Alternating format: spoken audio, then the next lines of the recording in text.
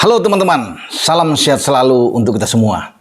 Salam sejahtera bersama dengan saya Bung Ropan.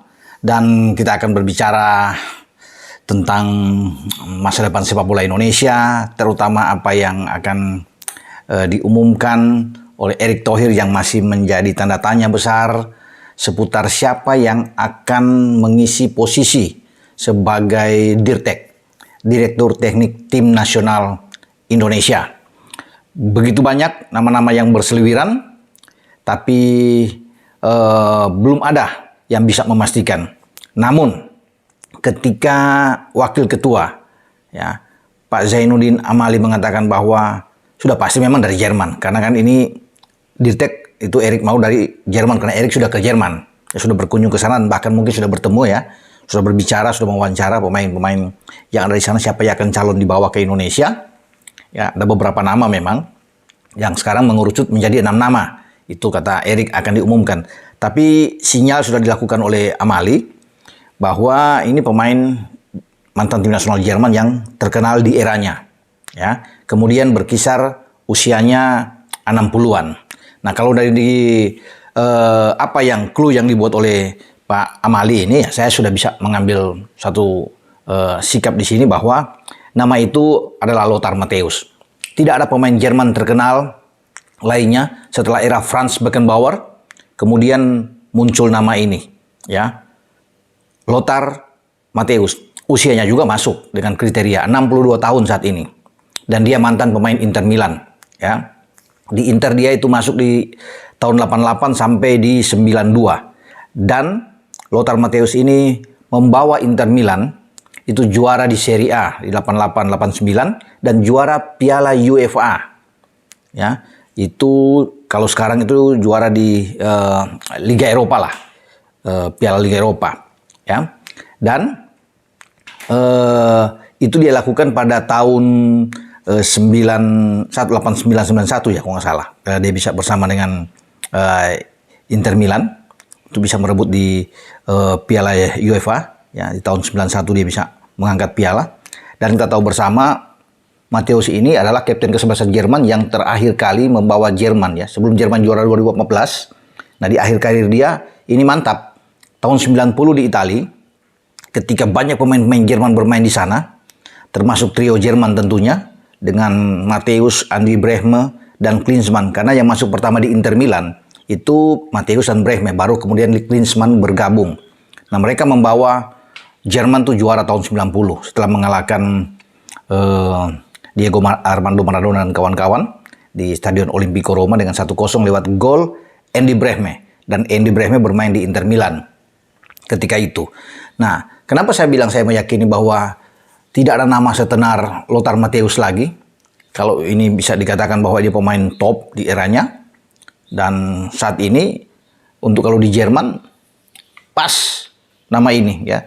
Tadinya digadang-gadang Michael Sorg, ya. Ini pernah direktur teknik juga di Borussia Dortmund, mantan pemain Dortmund. Sorg juga sudah berusia, ya, sama seperti eranya Matthäus. Nah, mungkin dia masih 60 lah, masih sedikit lebih muda.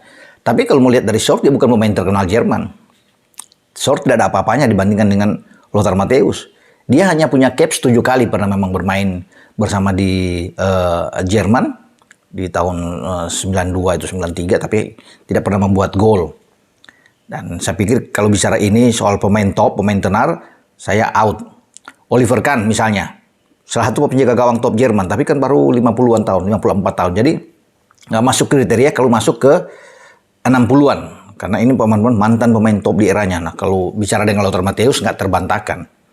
Ya, dia bermain dalam 20 tahun, ya, bersama dengan tim nasional Jerman. Ya, bermain di 5 Piala Dunia. Ya, luar biasa bagi Lothar Matthäus ini. Sejak tahun 82 di Spanyol membawa Jerman ke final, kalah lawan Italia. 4 tahun kemudian di Meksiko, di 86 dia membawa Jerman juga ke final. Ya, di era Franz Beckenbauer sebagai pelatih. Dan kalah lawan Argentina dengan Diego Armando Maradona di babak final dengan 3-2. Tahun 90 dia membawa Jerman juara di Italia, ya. Tahun 94 di Amerika, mereka tersingkir dari Bulgaria dan dia berada di sana. Dan terakhir tahun 98 di Prancis, Jadi rentang karir Matthäus ini saya mengikuti terus karena saya hadir menyaksikan dia bermain. Ya, itu yang terlihat. Tahun 90 ketika dia mengangkat piala itu tidak begitu jauh dengan arah saya duduk. Saya masih meliput ya saat itu sebagai jurnalis, dan saya ada di Stadion Olimpico Roma saat itu melihat Matthäus ini angkat piala dan mereka bisa memenangkan gelar juara dunia ya untuk ketiga kali saat itu. Sekarang sudah 4 kali karena mereka juara Jerman lagi di 2014 di Brasil. Dan saya menjadi salah satu saksi hidup melihat Matthäus. Tahun 94 di Amerika juga saya ke Amerika, pergi saat itu menyaksikan Piala Dunia di sana. Ya, Brasil juara di final setelah mengalahkan Italia lewat adu penalti, dan saya ikut melihat bagaimana kesedihan Matthäus saat dikalahkan oleh Jordan Leskov dan kawan-kawan dari Bulgaria, dan mereka tersisi saat itu. Dan kemudian 98 juga saya ke Prancis ikut menyaksikan Piala Dunia, meliput Piala Dunia di sana selama 1 bulan. Dan juga melihat bagaimana Jerman juga out, tersisi, kalah dari Kroasia.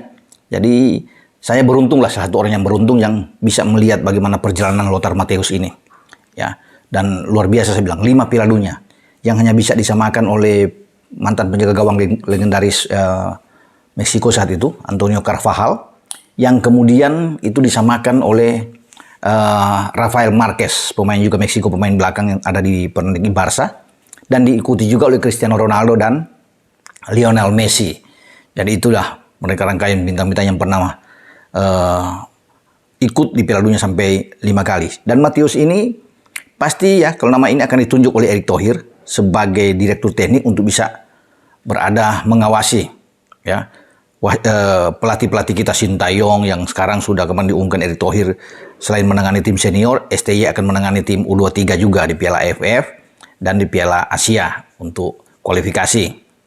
Ya, dia juga akan mengawasi Indra Safri yang menangani tim di Asian Games Hangzhou nantinya, dan juga di U17 mungkin saja. Tapi Erik akan membagi 2 mungkin ya. Kalau dia di Dirtek, Matthäus ini akan menangani di tim senior dan U23, mungkin di U17 akan ada 1 orang lagi yang akan ikut bersama-sama kalau memang Bima ada di situ ya, untuk bersama-sama memantau, bisa memberikan masukan-masukan kepada Bima Sakti.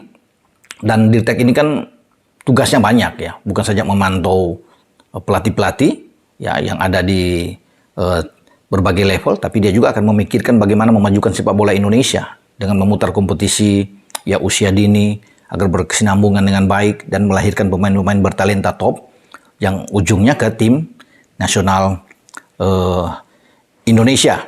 Jadi itu kalau saya lihat memang tidak ada nama lain bergeser. Kalau memang pemain top usia di 60-an, Matthäus ya. Kalau orang bilang Andy Brehme, tidak mungkin. Ini kan rekannya dia, sama-sama 62 tahun. Andy bermain di Inter Milan juga. Ini sekarang yang membantu Stuttgart. Saya pikir tidak mungkin untuk urusan ini. Matthäus lebih terkenal tentunya. Jauh lebih dahsyat ini. Dia pernah menangani Hongaria, kalau bisa melihat dari catatan rekor dia, ya sejak 2001-2002 dia sudah menangani Rapid Wien di Austria, kemudian berpindah ke Partizan Hongaria 2003 sampai 2006 ya, Atletico Paranaense dia membuat 2006, kemudian di 2006-2007 juga dia Red Bull Salzburg sebagai asisten, dan bersama dengan Maccabi juga pada 2008-2009 sebelum terakhir kali dia menangani Bulgaria ya di 2 tahun 2010-2011. Itu rentetan rekor dia sebagai seorang pelatih. Dan saya pikir wajar kalau Erik bisa mengambil dia, memutuskan bahwa Matthäus yang akan menangani tim nasional Indonesia.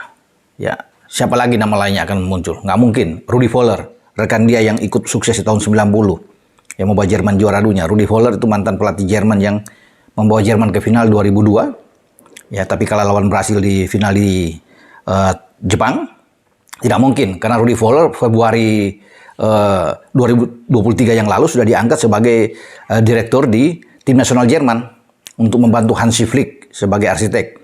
Jadi Rudi Voller nama yang benar juga, yang saya pikir tidak akan mungkin. Satu-satunya yang tersisa yang nama top yang ada adalah Matthäus.